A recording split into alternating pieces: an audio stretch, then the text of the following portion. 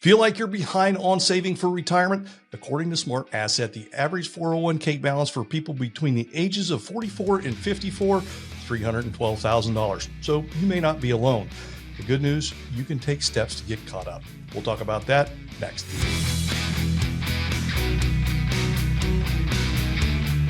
Hello, welcome back to Wealth Wednesday, our bi-weekly show to help you make better decisions about money.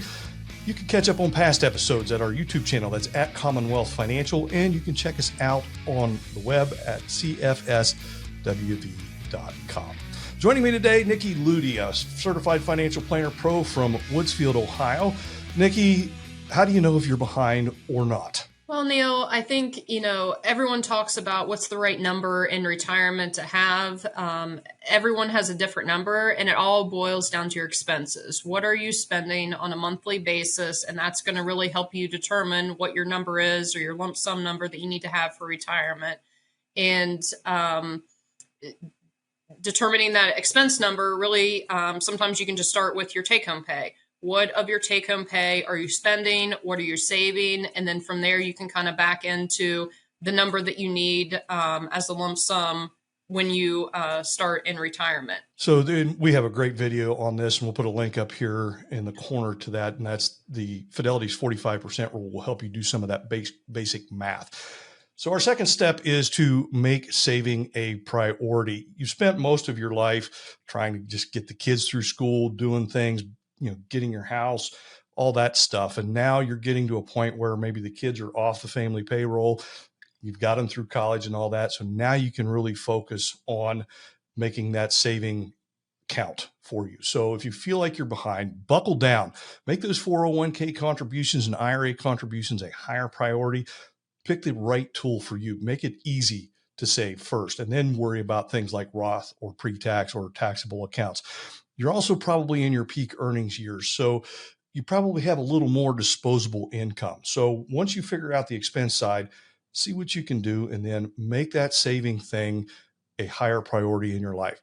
Nikki, what's the third thing we can do if we're behind? Well, I think the third thing, Neil, is definitely paying down debt and eliminating that before you get into your retirement years. Having those monthly payments go away makes a huge difference.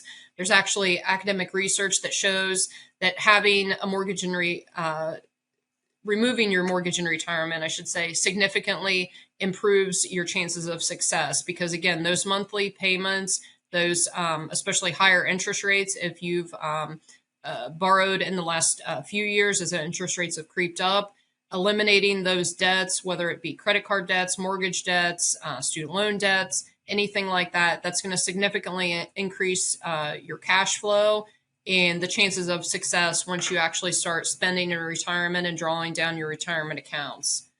You definitely want to get rid of those things. Yeah. And the fourth thing that you should do is really get a reality check. So one of the things that we often run into when we're talking to people is if you're you want to retire at 62 years old, people don't really understand that there's a different obstacle there. And this is just an example. If you retire at 62, you have to figure out your health insurance for 3 years until Medicare starts. So that's one of those things that becomes a cold shot in the face of, if you will, for those retirement plans. You also need to understand how when you retire affects your retirement income. That has to do with Social Security, your pensions, things like that, where it is an age-based formula. So knowing how that all plays together is huge in that. You could see that, if you adjust your sites maybe from 63 to 64, it could make a significant difference in some of that. And the other thing you have to understand is that if you are overspending, you can quickly add risk to your overall portfolio as a whole. And we're not talking about not trying to do the things you want. And we've covered that many times as well, that you can underspend, but overspending is a real problem for folks. You really want to do what you can to avoid those problems. Nikki, the fifth thing that we talk about is often investing. How do we tie that in? Yes, I think, for sure, investing wisely, understanding that in your early years, you really need to focus on growth. I see all the time that people in a 401k plan maybe are too conservative. Maybe they're in their 30s and 40s. They just don't know much about the market and want to play it super safe.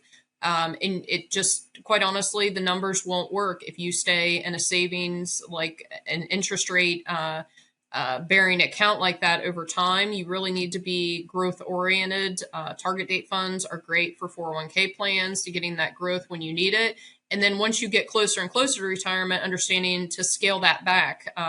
If you're in all equities and retiring next year, you may want to take some of your profits now and scale that back so that your returns on your investments aren't fluctuating wildly once you start into the distribution phase of your retirement. Also, looking at your future tax bills. We've talked about Roth conversions in the past, understanding pre-tax money versus Roth money. And really all that adds, it's not that one's really right or wrong. It's more about giving yourself flexibility, different buckets to draw from in retirement, tax-free dollars as well as pre-tax dollars, so that you can manage your tax bill long term. And then just be careful about the choices that you're making now, and that can help you so much more down the road in retirement. Again, saving is key, and then transitioning to that distribution phase in retirement is quite a culture shock for people once they get in that, unwinding what they've built in savings over many years. Right. And probably the sixth step is to get some help. You don't have to do this planning part alone. This is why folks like Nikki and myself and our other team members really shine. We're not always going to be the best at picking the next 5-star investment, but where our value comes is our ability to understand how everything works together.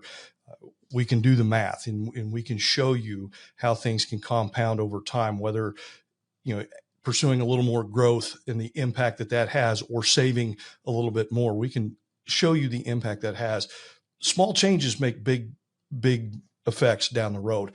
And that is something that a planner can really illustrate. And our ability to think long-term is also valuable because we get stuck in our own lives and just paying attention to what's right there in front of us. Sometimes having that long-term perspective can really help you get to where you want to go.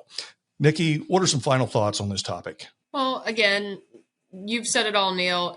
Saving is key. I mean, really focusing on building that nest egg so that when you are in retirement, you have the most flexibility as possible and, set yourself up for success, because there are going to be all kinds of things that happen, expenses and things that we can't account for that are going to come up. So the more that you plan for the unexpected, the better.